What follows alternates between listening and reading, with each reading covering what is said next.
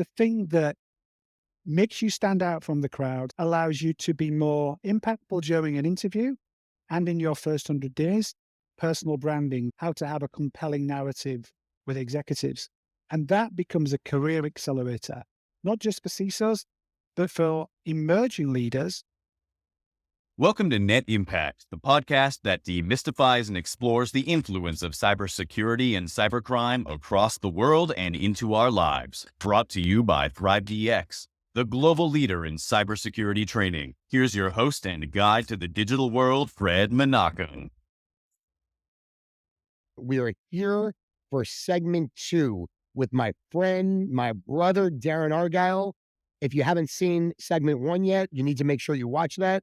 Darren is an internationally recognized executive. He's been in the cybersecurity industry with over 20 years of experience, and it's been across Singapore, the United Kingdom, Australia, working for companies in every part of the world.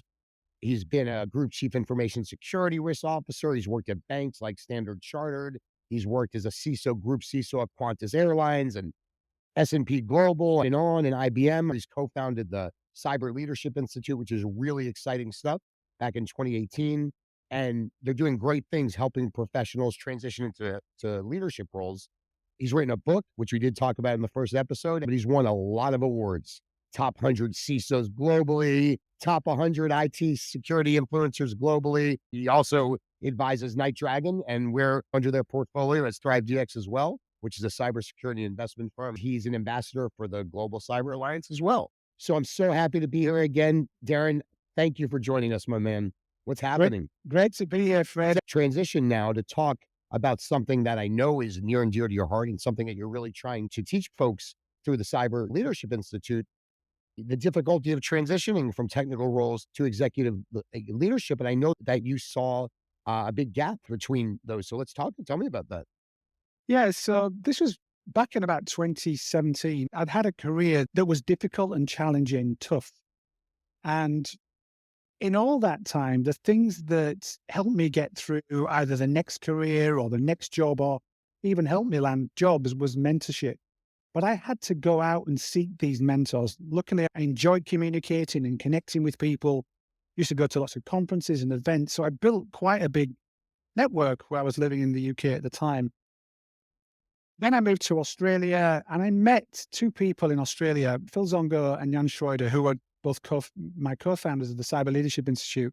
And we sat down through a common interest and we had coffee and we talked about some of the challenges that are in the world. And we seem to have this common experience of cybersecurity professionals shortage from a skills perspective, the executive layer. Now we know there's skill shortage or has been skill shortages throughout cybersecurity. We've got something like 4 million unfilled vacancies, depending on which reports you look at. But we believed back then, which I still think is this very true today, is that there's a skills shortage at that executive level.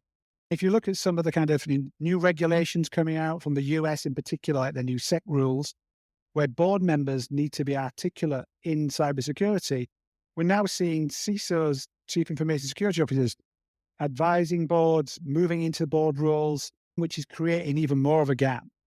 So we need to be constantly helping get technical professionals communicate cybersecurity in a way that elicits action, whether that's funding, the ability to do transformations to change environment. And on that note, I imagine there's lots of challenges professionals face. For example, when you're a CISO and you're talking about being able to speak to the executives and that kind of thing, because at the end of the day, there's so much advice they can give. But if the board or the executives don't take their advice, we see all the things that are being caused. So what kind of challenges do they face? What advice do you give? I think a lot of it comes down to something like culture. That's the key thing that you're trying to change in an organization. One of the things that I talked about in that article was you won't make any traction in an organization culturally if you don't have support of the most senior leaders, like the board members and the CEO. No matter how charismatic we think we are, that you're going to change culture in an organization. So our job as senior cybersecurity executives is to have a compelling narrative that convinces the board, the CEO and the C-suite that cybersecurity is worth taking seriously not just in the prevention of a major cyber crisis, but a competitive advantage, not just the cost of doing business. The psyche of the board members and senior leaders in an organization, it has an impact. And by the way, for large banks, large corporations like that, they've got regulators pushing them to do this. I worked for a fintech in the UK, which is a global fintech, was Call Market, was then bought by S&P Global, to convince the CEO of that fintech, who was not regulated, to do a comedy video out to his employees, which were about 10,000 at the time.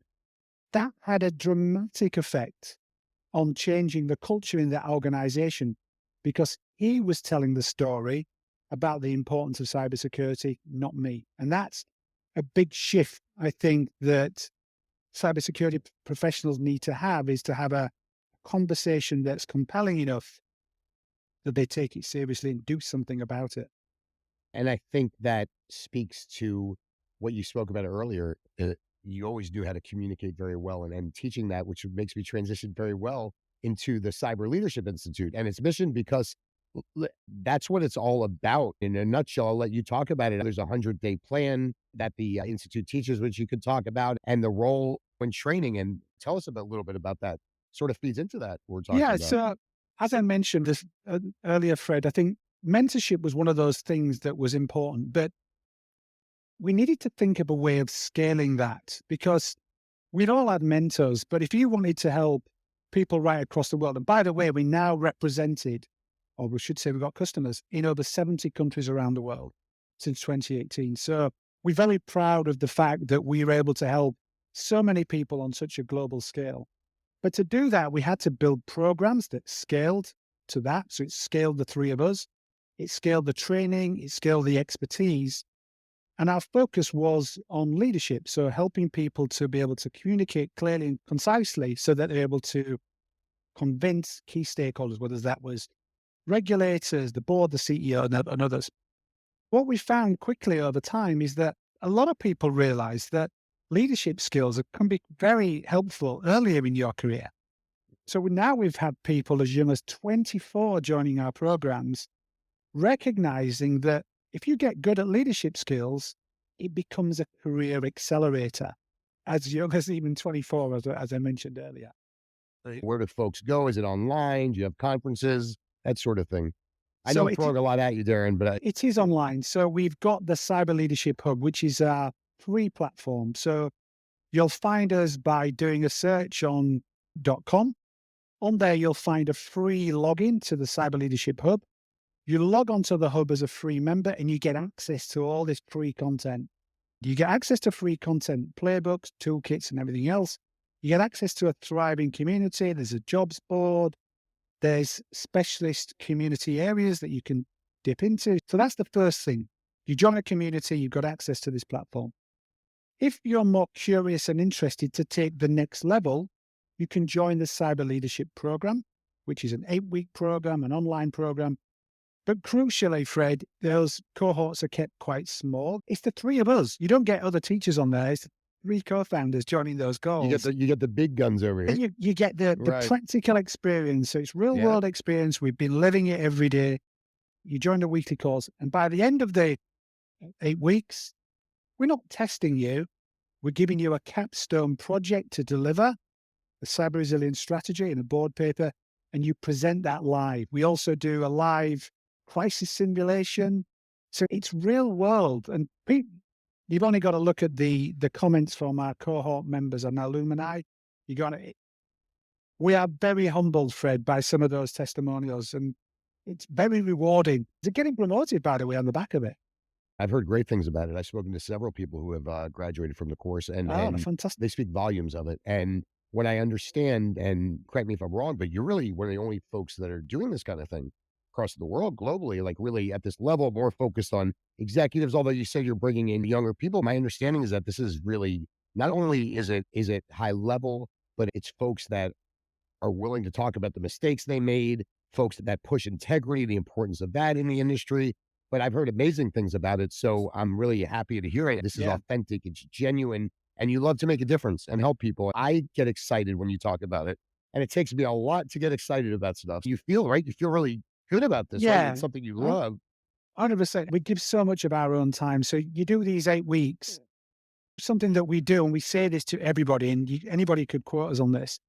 We tell everybody who goes through that program, you can reach out to us, any three of us, at any time, if you're about to go to a job interview or prepare for a job interview. Why do we do that? One, we're helping the individual, but it's our contribution. If people are successful and landing, we've seen countless examples of where they've been successful in interviews. We feel great. It's just a win. And that kind of service that we can give, obviously revenues and everything else is helpful. We see that as oxygen, Fred. We're not even taking salaries from this, by the way. We're just enjoying giving this back to the community. And by the way, we've just been recognized for our contribution in the industry, trying to run a business. It's a startup, but now we've got the team started to grow with systems and processes in place.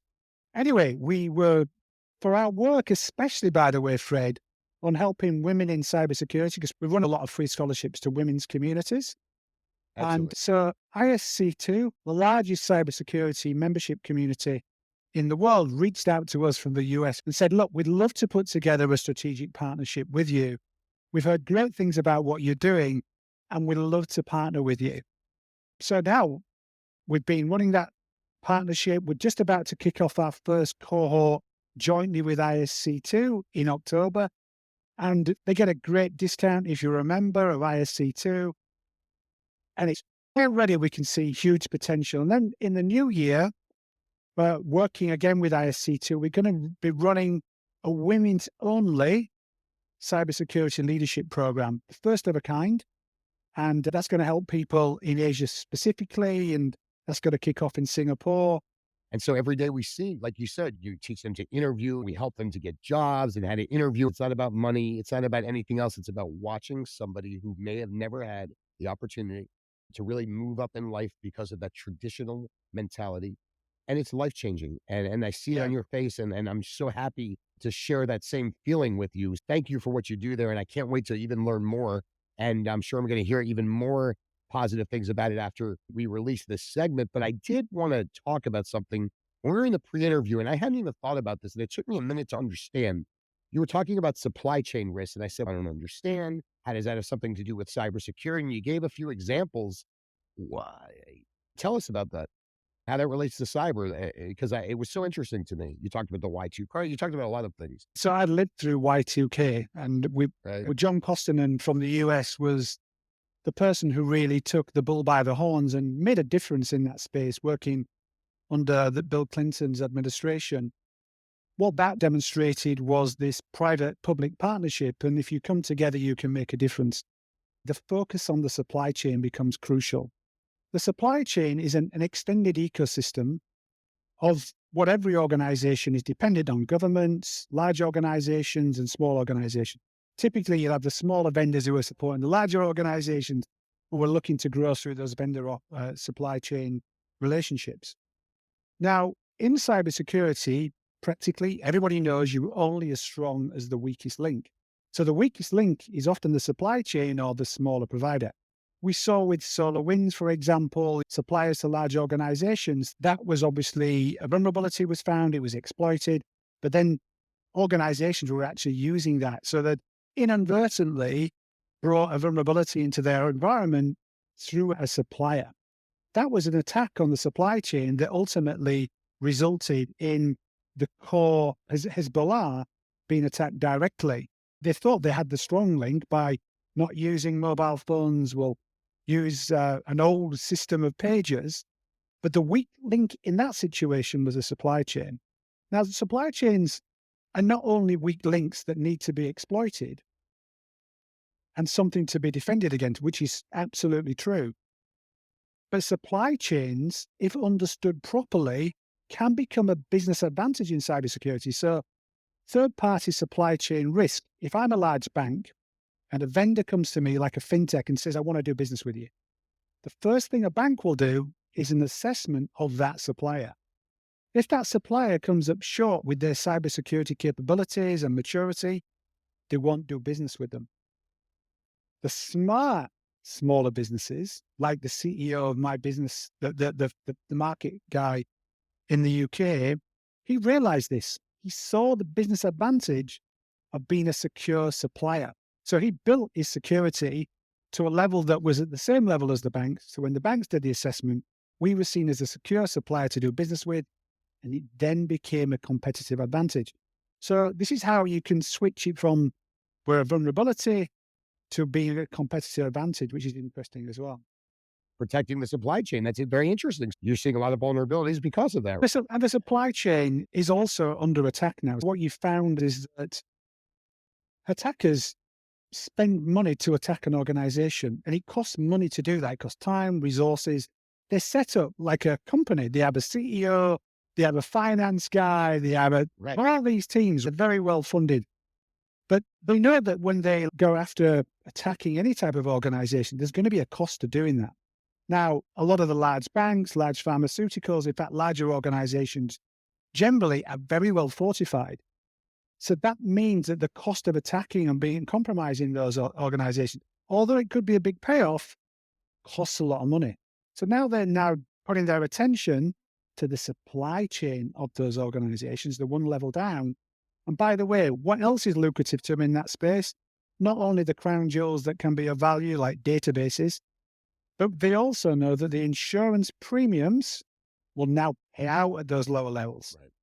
So now they're going and attacking the smaller guys who are mid-market, actually, not necessarily the small ones, attacking them and hopefully getting paid out on the insurance premium or the databases. So this is where the supply chain is becoming an interesting area to focus on as well. And if you remember, they finally realized, okay, let's stop hitting the US and all these big institutions. They started hitting, I remember they hit Costa Rica, places like that did not have the infrastructure. Yes, it wouldn't pay out as much, but quick little hits. I remember they're hitting all these small countries that didn't have the protection. It was a business, it was a criminal enterprise who smartly figured that out. And so what we're seeing now is a vulnerability, obviously. So what is cyber, and you know this better than anybody, criminals are always one step ahead, right? Things are always moving so fast. Sometimes you want to fix something, but it's a matter of a company spending the dollars, right? How do we now protect this entire infrastructure? Because as we know, economies impact countries and you can impact the supply chain for medical supplies and kill an entire nation. I'll give you a very good example. Large banks, large corporations, very well funded, typically from a cybersecurity perspective, largely not only from their own protection and what they need to do to protect their customers' assets, but also you've got regulators that are constantly making sure that we don't want systemic attacks on an infrastructure, which could be government and financial and all those organizations that literally form part of critical national infrastructure. So how can they do that? So I'll give you an example. In Singapore, for example, you've got something called the Cybersecurity Agency, which is a government-funded organization. So you need large organizations to partner with cybersecurity agencies like in Singapore and say, how do we help these small businesses so they can sponsor them, they can do the funding, they can bring awareness to this, and they need to help fix the ecosystem. It's not about big banks standing back and going, it's your problem. Like a lot of large organizations, they have to be part of that solution, get involved, build those private-public partnerships to help make sure that, firstly, those small businesses, because that's the start of all this, understand the importance of securing themselves. By the way, 60% of small businesses, it's a statistic that was maybe a few years old now, go out of business within the first couple of years of having a major cyber crisis. So that's an alarming statistic in itself for large, small organizations. I've talked about the business advantage of being secure. So there's some very big incentives, but it's the larger organizations that need to take on that responsibility. So as an example, if I'm managing my vulnerabilities really well in a large organization and I'm staying on top of every new vulnerability coming out, I need to be making sure that my supply chain is doing exactly the same thing.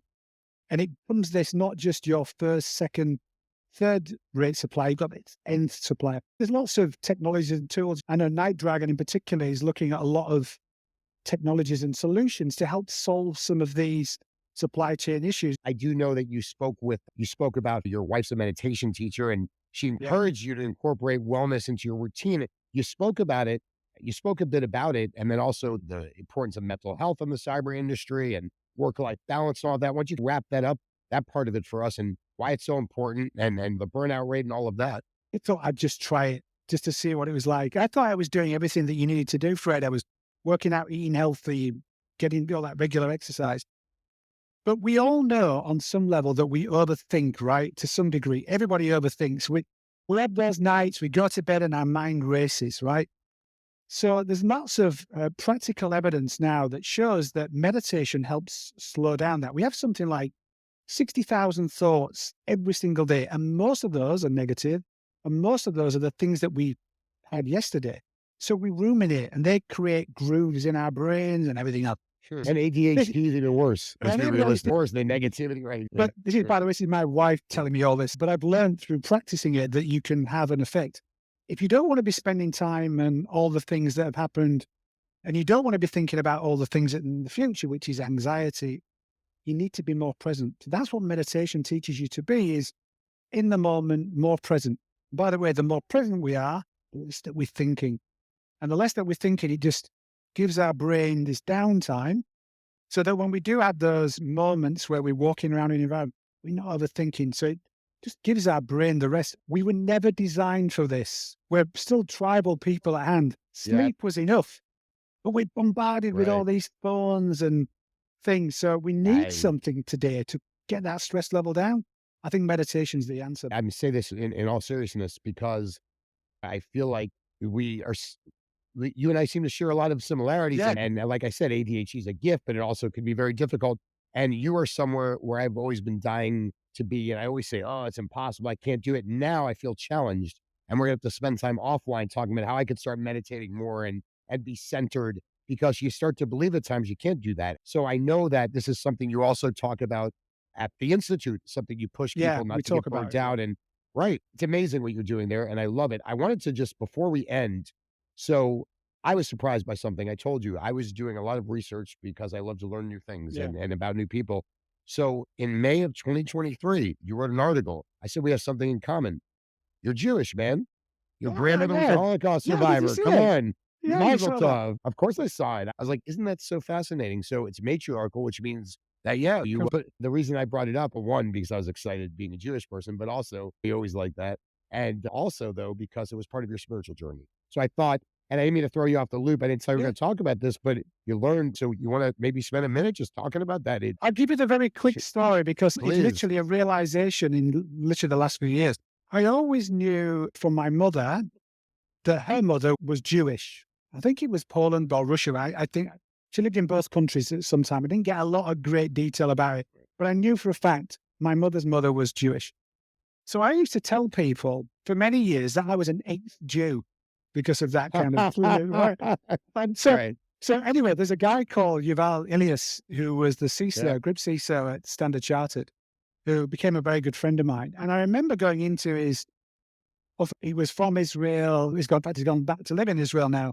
And I remember sitting in his office, we were having a conversation. I said, oh, by the way, Yuval, do you know that I'm eighth Jewish? He went, what are you talking about? You can't be an eighth Jew. I went, yeah. And I says, my grandmother was. He went, Darren, you're Jewish. I went, what? He went, yeah. And he told me all about this. If your mother's, it goes through the lineage and everything else. And then Team 8, by the way, Team 8, who are based in Israel, they run cybersecurity, very similar in kind of Night Dragon space. They invited me to one of their events, actually, which was in Israel. And I got an opportunity to go there and experience the kind of culture firsthand. And I wrote the article, as you saw on LinkedIn. And it was a very strange feeling, a bit of kind of a homecoming. I love it. And look, we don't have time to get into all this, but I'm fascinated about this because, first of all, yes, you're Jewish and your grandmother. Jews are a bit different. You can be a people and so you could be an atheist, but all joking aside, your grandmother was a Holocaust survivor. And I'm guessing she probably, after the Holocaust, a lot of people did one thing. Either they became more religious because they insulated or they hid it and avoided it. And so. Yeah, she definitely hid it. Right. Yeah. Because that was out of fear, right? Never wanting any. And so, look, life is amazing if we take the opportunity to really always learn and evolve. And I will say, I am so happy that you joined us for 2 segments. I feel like I've grown as a person talking to you, and I'm so excited to get to know you more. So you've made a difference in my life and hopefully to the viewers and the listeners. But On that note, remind us for a moment, where can folks go to get information on the Leadership Institute? So the easiest place, Fred, is to go online, just search cyberleadershipinstitute.com. You'll get the website. And literally, if you click on any of those links, you'll get access to everything that you need. The key thing that people need to find on that website is the Cyber Leadership Hub. You'll see it as a free option, as a drop down. You click on that, you get free access to the Cyber Leadership Hub, an open community who's welcoming, it's global, and you get access to myself, Jan and Phil, the three co-founders, almost instantly, which is great as well. We'd love people just to join that for free, find out, connect with people, and start contributing, by the way, being mentors to others. If you're somebody senior, if you're not somebody senior and you're looking for mentors, you'll find mentors on that platform as well. So it's a great way to get started. And the book, where could they find the book? So Amazon, you can do a search on Amazon, the Cyber Leadership Imperative. You'll find it. Just do the search, Cyber Leadership Imperative, and it's on Amazon. Thank you again, Darren. Appreciate it. Thank you. Thank you for the opportunity, Fred. It's been great. Are you kidding? It's been all my pleasure. And then for you folks out there, thank you again for listening or watching. Make sure you subscribe to Net Impact wherever you listen or watch your podcasts. And make sure you give ThriveDX a follow on X, formerly known, of course, as Twitter, LinkedIn, and Instagram. And we will see you next time. It's been a great show. Thanks again, Darren. Thanks, Fred. Thank you. Cheers. Today's podcast is brought to you by ThriveDX, the global leader in cybersecurity training. Thanks, everyone, for joining us. This is Fred Menachem, 0 to 60 and nothing in between. We'll see you in the next episode.